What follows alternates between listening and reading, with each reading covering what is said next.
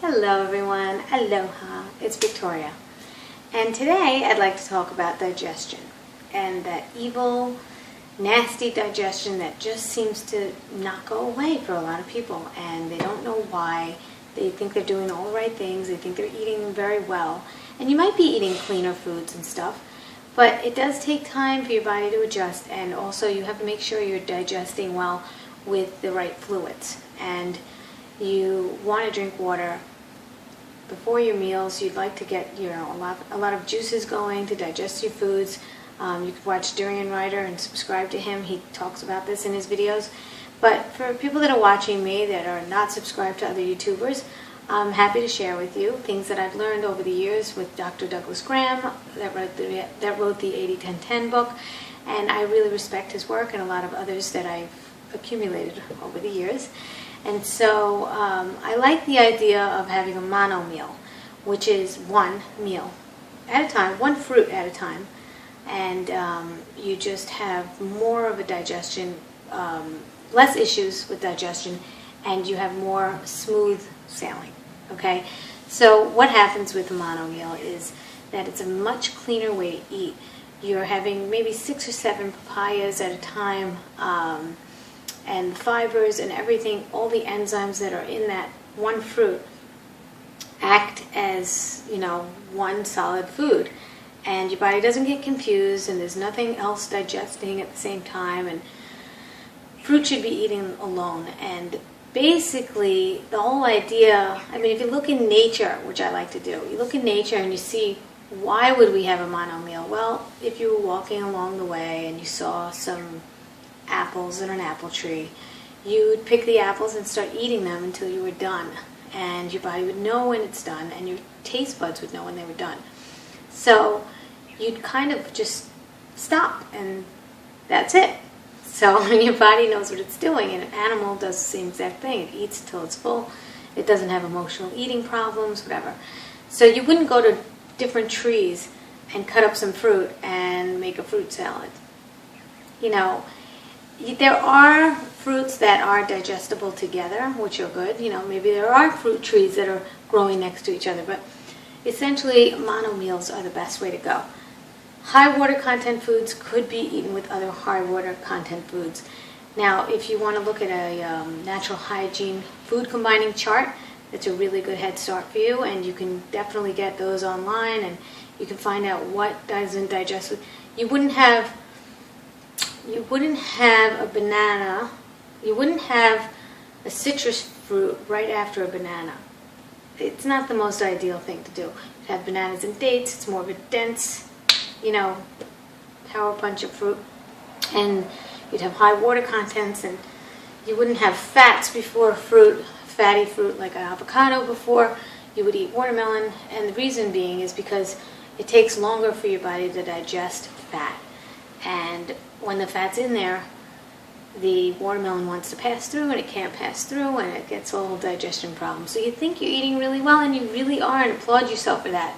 That's really great that you're eating much better now, and you're aware. But there's even a rule in eating clean, and you should know those rules, because you'll just have better digestion. Better digestion is good for you, good for people around you. You don't want flatulence while you're around other people. And it doesn't feel good.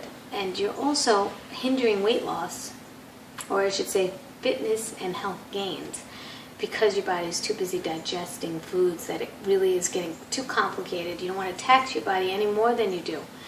And you want to put your body in an alkaline state, which is more fruits and vegetables, because if you eat acidic foods, and I'm not talking about citrus foods because those go in as alkaline, you want to eat things like meat and dairy and things like that. You want to cut them out because that's acidic, and your body can't deal with acidic foods, because when it does, it has to take calcium from your bones to alkalize it, and then you have bone loss, and that's not good. So you want to have alkalizing foods, and you want to eat them in good combinations. Excuse me. I just had 6 papayas, and it's just a better way to go. IBS could be avoided. IBS is irritable bowel syndrome.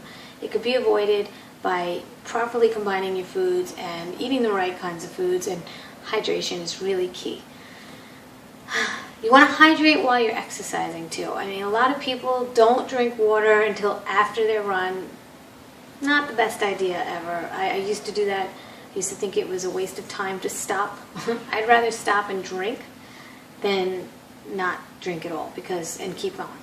It's counterproductive to keep going. Your body is not losing fitness by stopping for a few seconds at a water fountain. Drink your ass off. I drink all the time. I bring a water bottle with me like this. Okay, and I hold it. And whatever it is, if you have to put water bottles down every place. I was asking somebody else today, another runner in a market, and I said, what do you do about running out of water? She said, yeah, I run out of water when I go on this trail or that trail. So you want to bring water along the way and just hide it, I guess. And, I know my trails already. All my runs have water stations. I know where they are. Even if you have to buy water, I don't care. Just bring money with you all the time. Because you never know where you're going to need water. And every 4 or 5 miles in Hawaii, you're going to need some serious, refill. That's what I do anyway. It's like 75, 85 degrees here. Okay, well, that's my little thing for today. I hope you got something out of it. And see me on One Fruit at a Time. Give it a like or and a share, maybe, because you never know who's struggling and what you can get out of it. It's motivating tips that I write daily. And, well, I try to daily. And, it might be that one thing, that little wake-up thing, to eat healthfully in an unhealthy world. It's very hard to stay focused. I'm not always focused myself, and I needed myself to get on track by having a page like this where all of us can get together and maybe give us some tips and some, things that we could maybe get something out of it. All right, well, anyway, this was about IBS, irritable bowel syndrome, and now it went on to fitness and other things. But anyway, thank you for watching, and thank you for the new subscribers for tuning in. And I don't know why, I just am so tongue-tied right now. What's up with that? All right, take care, everyone. Have a great day.